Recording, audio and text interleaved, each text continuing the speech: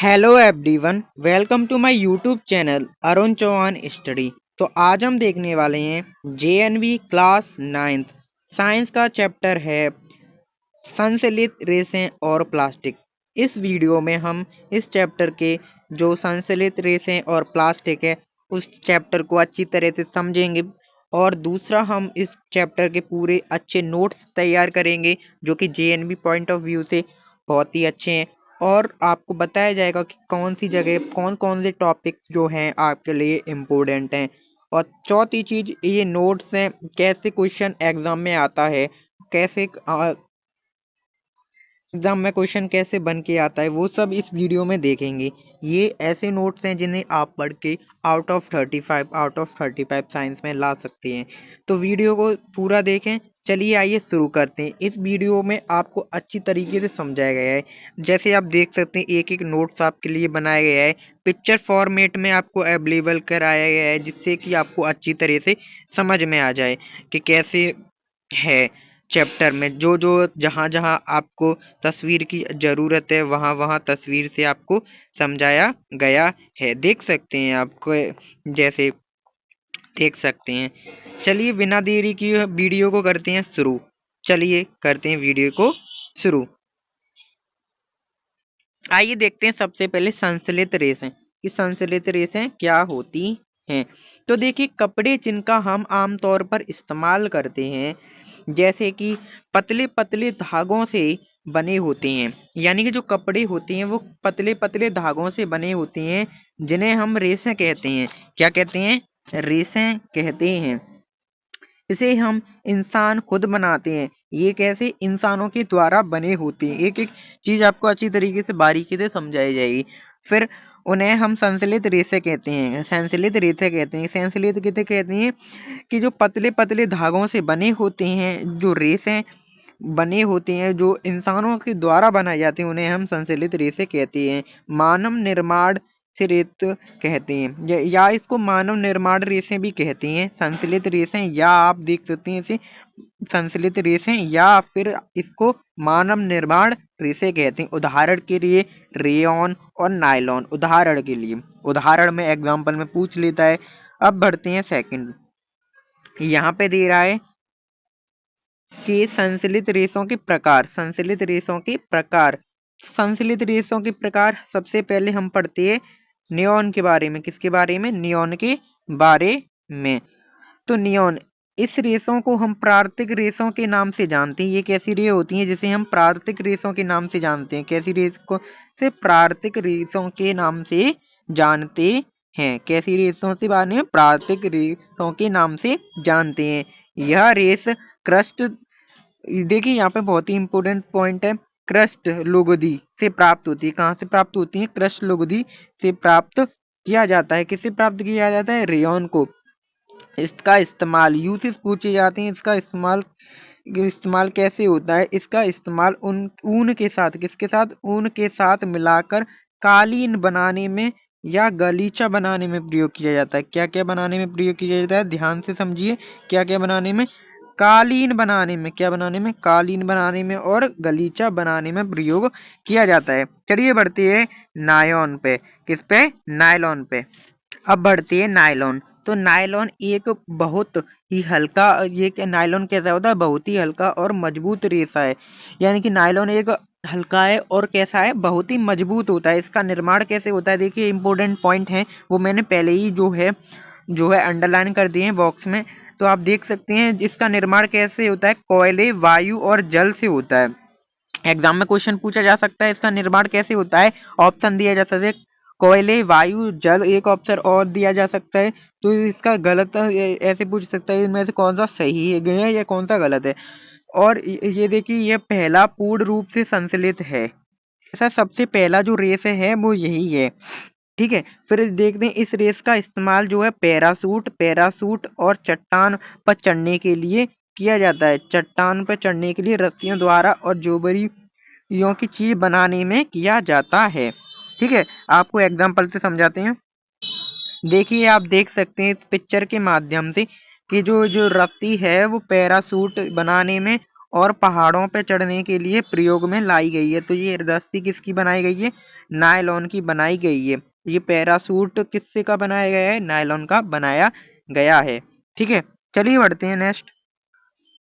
अब देखिए यहाँ पे पॉलिएस्टर, पॉलिएस्टर और एक्रिलिक, पॉलिएस्टर और एक्रिलिक के बारे में बताया गया है। तो पॉलिएस्टर और एक्रिलिक क्या होता है? ये एक रेशे का इस्तेमाल, ये रेशे होती हैं, इसका इस्तेमाल कपड़े बनाने के लिए किया जाता है। किस बनाने के लिए? कपड़े बनाने के लिए किया जाता है। इस रेशे की खासियत यह है कि कपड़ा में कभी भी सिलवटें नहीं आती। क्या नहीं आती? कपड़े में कभी भी सिलवटें नहीं आती है। जो कपड़े में कभी भी सिलवटें जो है नहीं पड़ती हैं। पहनने के कपड़ों में जो कपड़े हम सर्दियों में इस्तेमाल करते हैं, जो ऊन के जैसे दिखाई देते हैं, वो कपड़े किससे बने होते हैं? वो कपड़े किससे बनते हैं? एक्रिलिक से बने होते हैं। ये आपको याद रखना है। चलिए बढ़ते हैं नेक्स्ट को है हमारा टॉपिक प्लास्टिक। प्लास्टिक क्या होता है? तो देखिए यहाँ पे प्लास्टिक एक बहु ही आम प्रयोग में आने वाली वस्तु है। प्लास्टिक क्या? बहुत ही आम प्रयोग में लाने वाली वस्तु है। इसका उपयोग हमारी रोजमर्रा की जिंदगी में बहुत सारी चीजें बनाने के लिए किया जाता है, जैसे कि कुर्सी हो गया, बाल्टी हो गया, खिलौने हो गया। तो प्लास्टिक एक बहु ही आम प्रयोग में लाने वाली वस्तु है और इसका उपयोग हम क्या बनाने में करते हैं? अपनी रोजमर्रा की चीज बनाने में करते हैं, जैसे कुर्सी, बाल्टी और खिलौने। ठीक है, ये आप इमेज के थ्रू देख सकते हैं यहाँ पे। जैसे कुर्सी है, कुर्सी प्लास्टिक की बनी होती है, और बाल्टी हो गई, और जो भी प्लास्टिक की चीजें बनाई जाती है। अब प्लास्टिक के मुख्य दो प्रकार की होती हैं, अब इनके बारे में हम पढ़ते हैं। तो प्लास्टिक के मुख्य दो प्रकार की होती हैं, थर्मोप्लास्टिक, थर्मोसेटिंग प्लास्टिक। ठीक है, तो थर्मोप्लास्टिक क्या होती है? थर्मोप्लास्टिक यह वो प्लास्टिक होती है जिसका हम गर्म करने में कोई नया आकार दे सकते हैं। यानी कि यह एक ऐसी प्लास्टिक होती है जिसको हम गर्म करके कोई नया आकार दे सकते हैं। यानी कि जैसे कि आप जानते हैं कि ये एक ऐसी प्लास्टिक है जिसे हम गर्म करके दूसरा क्या कर सकते हैं? दूसरा ढांचा तैयार कर सकते हैं उसी प्लास्टिक से।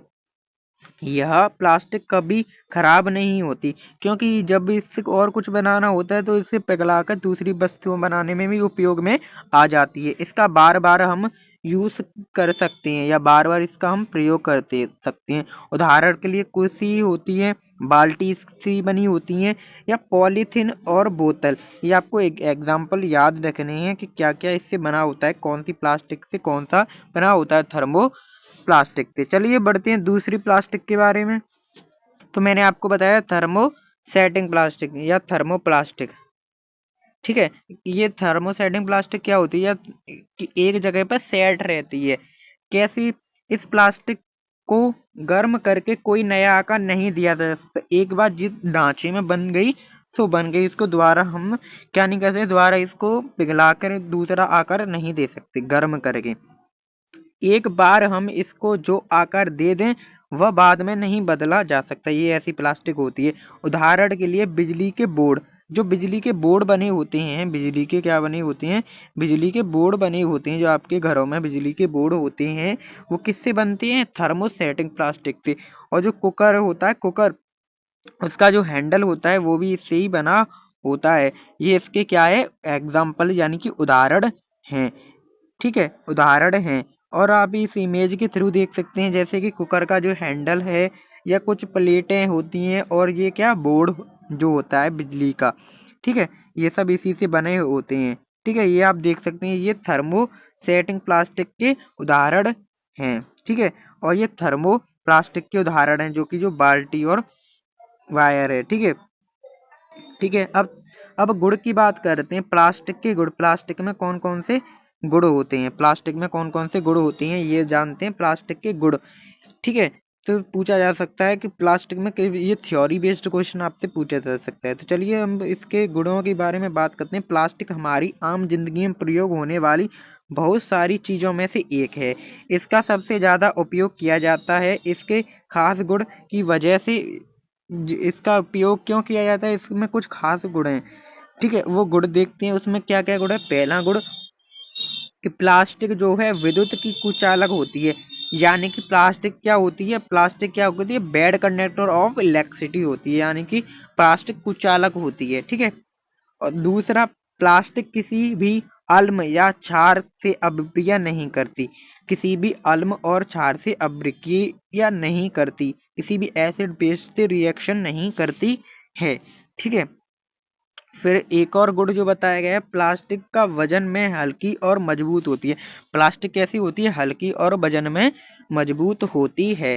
अब प्लास्टिक कभी भी खराब नहीं होती, प्लास्टिक जो है हमारी कभी भी खराब नहीं होती है, ठीक है। अब 4R सिद्धांत क्या है, ये बहुत ही इंपॉर्टेंट है। चलिए आइए इसे समझते हैं कि 4R सिद्धांत क्या है, ठीक है। उर्स आर सिद्धांत यानी कि उपयोग, उपयोग बहुत ही ज्यादा इम्पोर्टेंट है। उपयोग कर्म करिए, यानी कि रिड्यूस, रिड्यूस।